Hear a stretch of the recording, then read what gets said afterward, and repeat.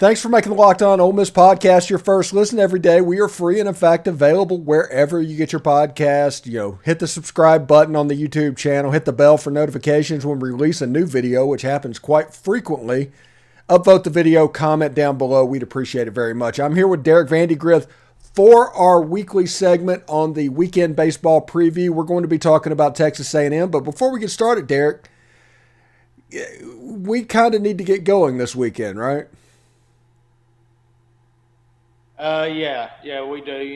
You start looking at the remaining series ahead. We were able to get Vanderbilt and Florida out of the way the first two weekends, and they're looking like maybe the two best teams in the SEC right now. But so it does technically get easier from here on out. Even though you got LSU coming into town later on in the year, but yeah, we need to get going right now. It's kind of a get-right series for both Ole Miss and Texas A&M, two really talented ball clubs that are just struggling right now, especially in SEC play. They're 1-5, we're 0-6, right?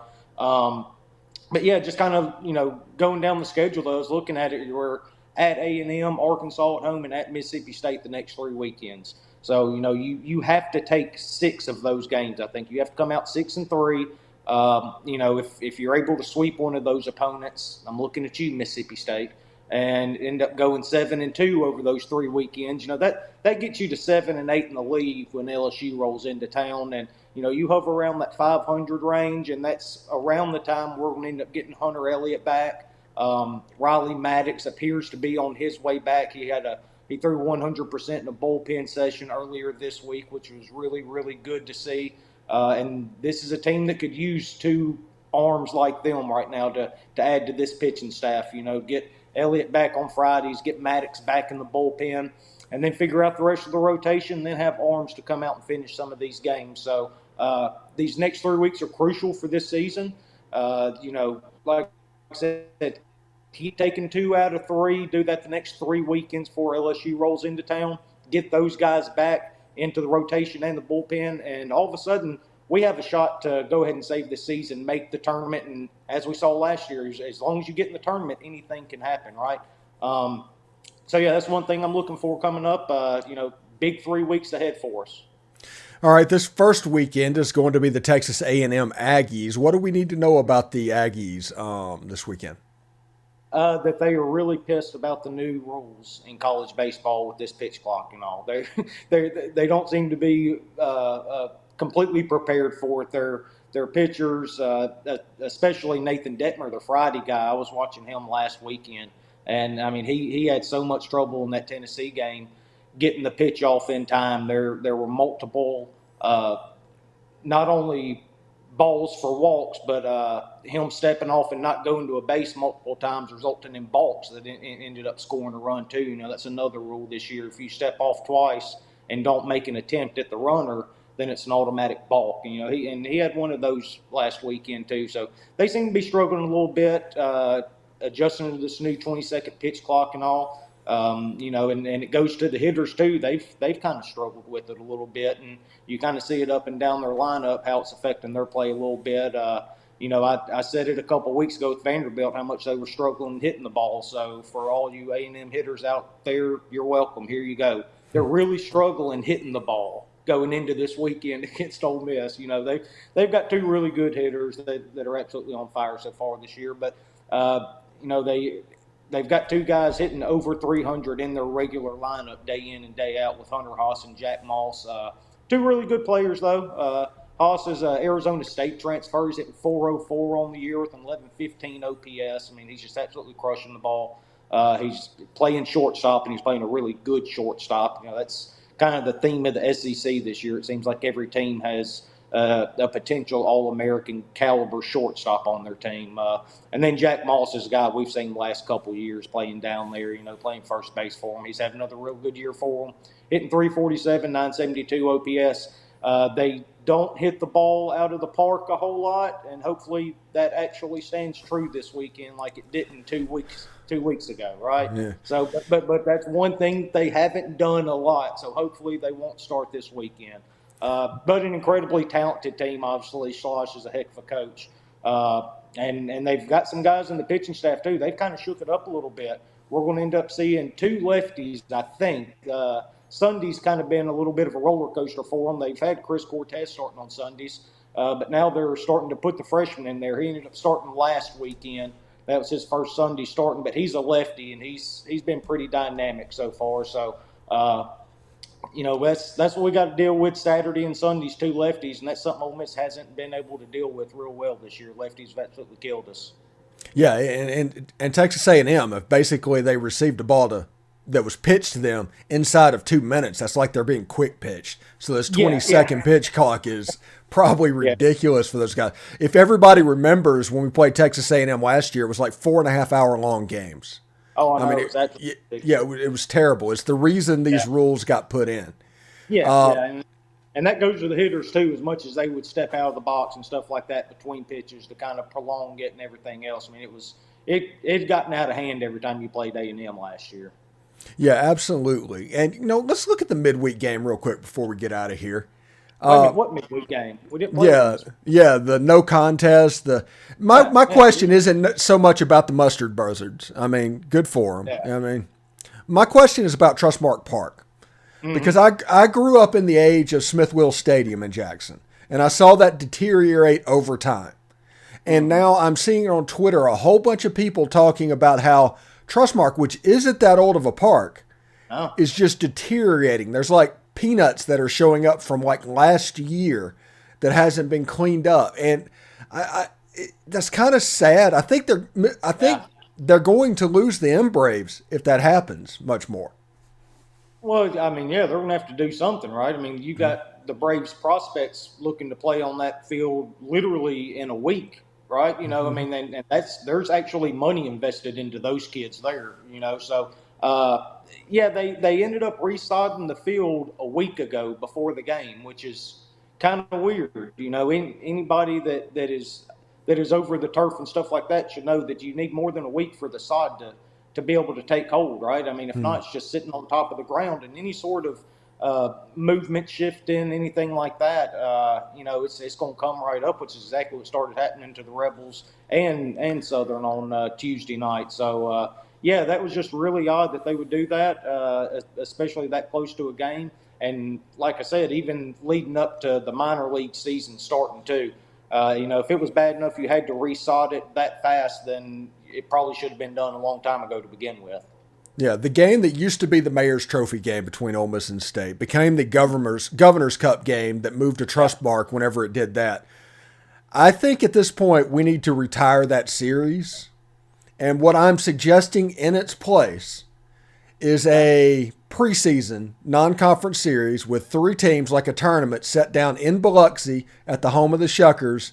That is Ole Miss, Mississippi State, and Southern on one side, and then like Tulane, UNO, and ULL.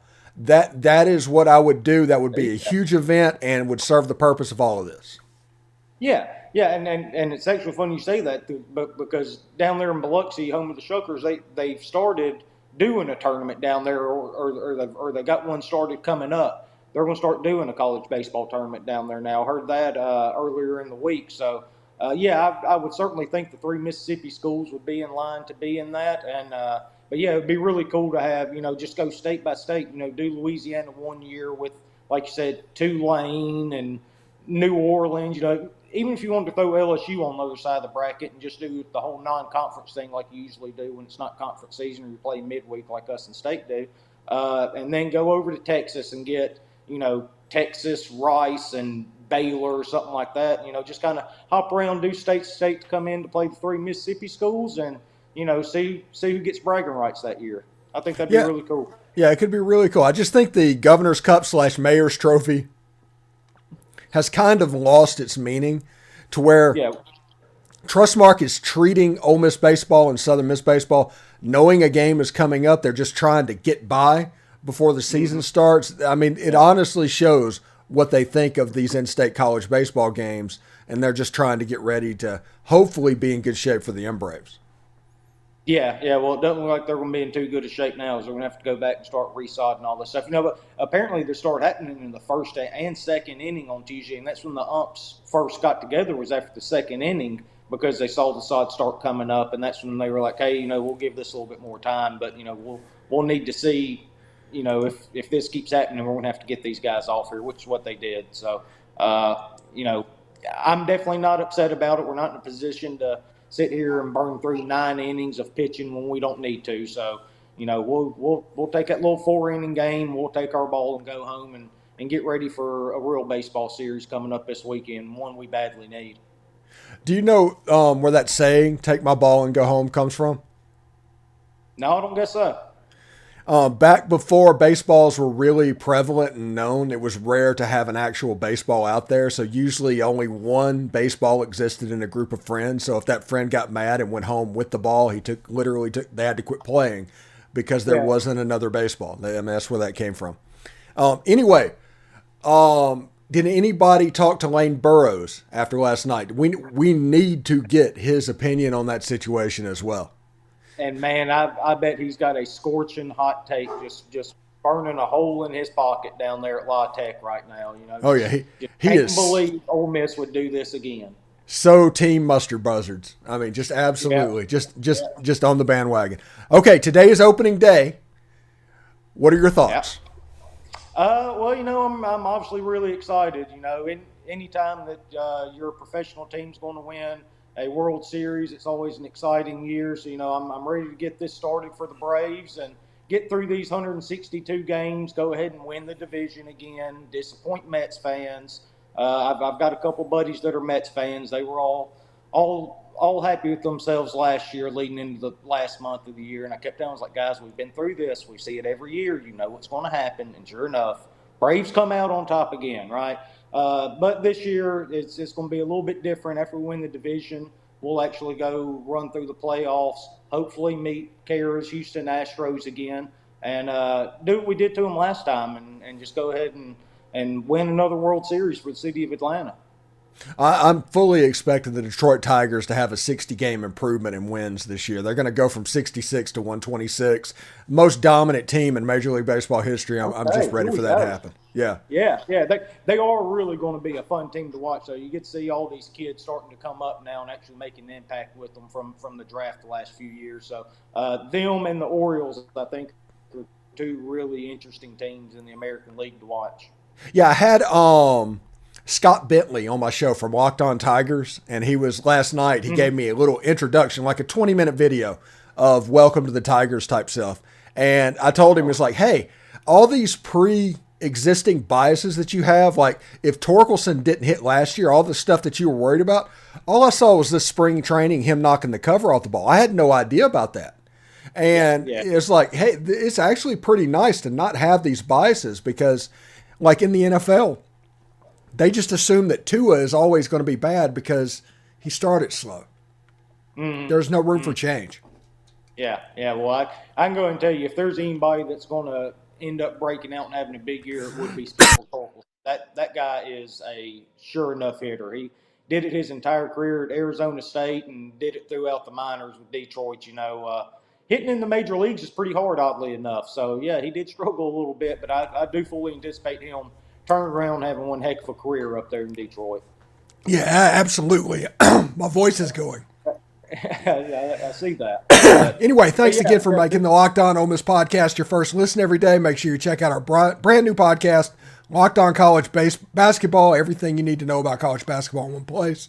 Hopefully my voice will make it through this read.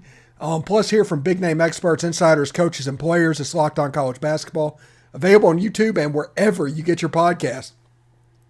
Derek, thank you so much for coming on the show. My voice, I can't believe it just it's going out. Absolutely nuts. But thanks for coming on the show, and good luck to the Rebs this weekend, right? Yeah, that's right. Let's go get 2. All right. I'll see you later, bud. All right. Hi, Toddy. Howdy, Toddy.